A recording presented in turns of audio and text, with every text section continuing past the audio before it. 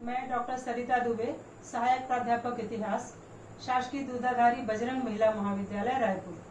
नमस्कार बच्चों, आइए बीए द्वितीय वर्ष के प्रथम प्रश्न पत्र में शेरशाह और उसका प्रशासन इस विषय का अध्ययन करें। बच्चों, आपने पहला पार्ट वीडियो का इस अध्याय से संबंधित निश्चित रूप से देखा होगा, आपको पसंद आया होगा, जिसमें मैंने शेरशाह उसके शासन काल में उपलब्धियां एवं साम्राज्य विस्तार को वीडियो के प्रथम भाग में दिखाया है। और वीडियो के इस द्वितीय भाग में आइए हम शेरशाह सूरी के शासन प्रबंध को देखें। बहुत ही सरल शब्दों में उनके शासन प्रबंध और उनकी विशेषताओं को देखते चलें, क्योंकि शेरशाह सूरी के शासन प्रबंध की विशेषताओं को ही अकबर ने स्वीकार किया था, अपने शासन में संचालित किया था। इसीलिए शेरशाह सूरी को अकबर का पथ प्रदर्शक भी कहते हैं। आइए शेरशाह के शासन प्रबंध को देखें।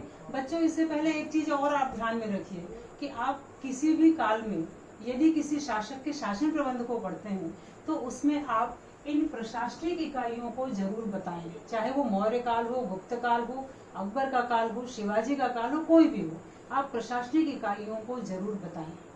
आइए यहाँ पर देखें तो शेरशाह सूरी ने अपने साम्राज्य को संचालित करने के लिए प्रशासनिक इकाइयों का निर्माण किया था, जिनमें पहला है केंद्र, जिसका वो प्रमुख था, और उसने अपने शासन की सहायता के लिए विभिन्न विभागों की स्थापना की थी, जिसको हम बाद में देखेंगे। तो पहले केंद्र है, फिर संपूर्ण साम्राज्य का विभाजन प्रांतों में किया गया था। प्रांतों को इक्ता कहा जाता था और इसका संचालन इक्तेदार करते थे। शेरशाह के शासन काल में प्रांतों का बहुत ज्यादा महत्व नहीं था और उसको लेकर के बहुत ज्यादा जानकारी प्राप्त नहीं होती। प्रांतों का विभाजन सरकारों में किया गया था। सरकार को हम वर्तमान में जो संभाग होते हैं उससे इसकी तुलना कर सकते हैं। सरकार के शासन का संचालन करने के लिए दो अधिकारी होते थे, शिकदार ए शिकदारान और मुंसिफ ए मुंसिफान। शिकदार ए शिकदारान जो होता था वो सैन्य विभाग का संचालन करता था, और मुंसिफ ए मुंसिफान जो होता था ये न्याय विभाग का संचालन करता था। सरकारों का विभाजन परगनों में किया गया था। वर्तमान में हम उन परगनों को जिलों के रूप में देख सकते हैं। तो परगने के शासन को संचालित करने के लिए 6 अधिकारियों की नियुक्ति शेरशाह ने की थी। पहला है शिकदार, जो सैन्य विभाग का प्रमुख होता था। दूसरा है मुंसिफ, जो न्याय विभाग का प्रमुख होता था। तीसरा है फोतेदार, जो परगने का खजांची होता था। कारकुन, जो लेखक होता था और संपूर्ण परगने के कार्यों को लेखा जोखा रखने का काम करता था लेखक के रूप में। कानून को होता था जो नियमों का निर्धारण करता था, और अमीन होते थे जो भूमि व्यवस्था का संचालन किया करते थे। तो इस तरह से परगने का संचालन इन 6 अधिकारियों के द्वारा होता था। परगने का विभाजन ग्रामों में किया गया था। ग्राम प्रशासनिक इकाइयों में सबसे छोटी इकाई थी। ग्राम का प्रमुख मुखिया होता था और इसकी सहायता के लिए पंचायतें होती थी और पटवारी होता था। तो इस तरह से ये प्रशासनिक इकाइयां हैं जिनके द्वारा शेरशाह ने अपना शासन प्रबंध संचालित किया।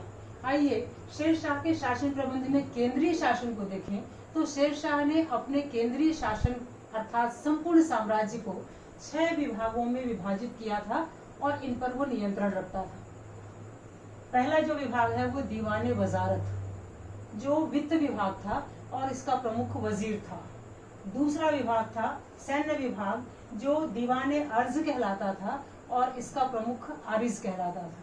तीसरा विभाग था विदेश विभाग, दीवाने रसालत, जो संपूर्ण साम्राज्य के या शेरशाह सूरी की विदेश नीति का निर्धारण करने में महत्वपूर्ण भूमिका निभाता था। चतुर्थ विभाग है दीवाने इंशा, जिसका प्रमुख अधिकारी दीवाने खास दबीर खास कहलाता था, जो पत्राचार अर्थात संपूर्ण साम्राज्य में पत्र व्यवहार को संचालित करने का काम करता था। 5वां विभाग है दीवाने कजा, इसका प्रमुख मुख्य काजी होता था। ये न्याय विभाग था जो पूरे साम्राज्य में न्याय प्रक्रिया का संचालन करता था।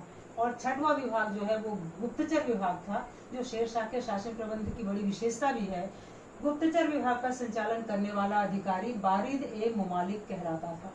तो ये 6 विभाग थे जिनकी सहायता से शेरशाह सूरी अपने विशाल साम्राज्य का संचालन बहुत ही सरलता से और बहुत ही अच्छे तरीके से करता था। शेरशाह के शासन प्रबंध की कुछ और महत्वपूर्ण चीजों को देखें तो शेरशाह ने सैन्य व्यवस्था को भी बहुत अच्छे से संचालित किया था। शेरशाह की संपूर्ण सैन्य व्यवस्था को हम 4 भागों में बांट सकते हैं: पैदल, घोड़े, हाथी और तोपखाने। सैनिकों को नगद वेतन दिया जाता था और सैनिकों का हुलिया रखा जाता था। घोड़ों को दागने की प्रथा भी थी, जिससे कि सैन्य व्यवस्था में कोई भ्रष्टाचार न व्याप्त हो, इसलिए ये सारी व्यवस्थाएं की जाती थी। शेरशाह की सबसे बड़ी महत्वपूर्ण सुधार है वो है वित्तीय सुधार, या कहें हम इसको आर्थिक सुधार, जिसको हम 2 भागों में बांटकर देख सकते हैं। पहला है भूमि संबंधी सुधार, जो शेरशाह को इतिहास में महत्वपूर्ण स्थान दिलाता है, और दूसरा है मुद्रा संबंधी सुधार। भूमि संबंधी सुधार, शेरशाह पहला शासक था जिसने संपूर्ण साम्राज्य की कृषि भूमि को नापने का नियम आरंभ किया था। उसने पूरे साम्राज्य की कृषि भूमि की पैमाइश करवाई। आज भी भूमि का पैमाना किया जाता है, नपाई की जाती है। इसकी शुरुआत शेरशाह के समय में हुई और शेरशाह ने कृषि भूमि को नापने के लिए जरीब नामक इकाई का उपयोग किया था, जिसमें एक जरीब में 60 सिकंदरी गज होते थे। दूसरी बड़ी इकाई थी बीघा, जिसमें 3600 सिकंदरी गज, 60 गुणित 60 बराबर 3600 सिकंदरी गज। तो इस तरह से भूमि नापने की 2 इकाइयां बनी थी। जरीब पहली इकाई थी और दूसरी बीघा। दूसरा उसने कार्य किया था संपूर्ण भूमि का वर्गीकरण, क्लासिफिकेशन किया था, उत्तम भूमि, मध्यम भूमि और निम्न भूमि, और इसके आधार पर भूमि कर का निर्धारण किया जाता था। तो तीनों भूमि का औसत निकाल करके और उसके उत्पादन का 1/3 भूमि कर का निर्धारण शेरशाह सूरी ने अपने साम्राज्य में किया था। शेरशाह ने 3 प्रकार के करों का निर्धारण किया था: जरीबाना, महसिलाना और दाह अस्तरी। जरीबाना जो जमीन को नापने के लिए लिया जाता था, महसिलाना जो कृषि भूमि पर लिया जाता था, और दाह अस्तरी ये अन्य प्रकार का कर होता था। इन तीनों करों से शेरशाह अपने राजस्व को, राजकोष को समृद्ध करने का कार्य किया करता था। इसके अलावा मुद्रा संबंधी सुधार को देखें तो शेरशाह सूरी का मुद्रा संबंधी सुधार बहुत महत्वपूर्ण है बच्चों, इसलिए क्योंकि उन्होंने 3 प्रकार की धातुओं से 3 तरह की मुद्राओं का निर्धारण अपने समय में किया था: सोने से असरफी, चांदी से रुपया और तांबे से दाम। इन तीनों के द्वारा उन्होंने मुद्रा संबंधी सुधार किया, जिसमें से रुपया आज भी हमारी मुद्रा है। इसको हम भारत के रुपए के रूप में जानते हैं, जिसकी शुरुआत शेरशाह के समय में हुई थी। तो ये तो हुए उसके विशेष महत्वपूर्ण सुधार। एक बड़ा कार्य शेरशाह सूरी का था कि उसने सरायों और सड़कों का निर्माण करवाया था। सराय उसके साम्राज्य की धमनियां कही जाती हैं। शेरशाह ने अपने समय में 1700 सराय बनवाए थे, जिनका उपयोग वो डाक चौकी के रूप में करता था, जहां पर वो घुड़सवार रखते थे और एक स्थान से दूसरे स्थान पर संदेशों का भेजा जाना इन्हीं चौकियों के द्वारा संचालित होता था।